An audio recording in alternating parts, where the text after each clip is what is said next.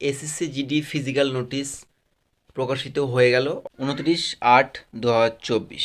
Departmental notice for PET PST for the post of constable GD in central arm police forces CAAPFS SSF and rifleman GD in Assam rifle examination 2024।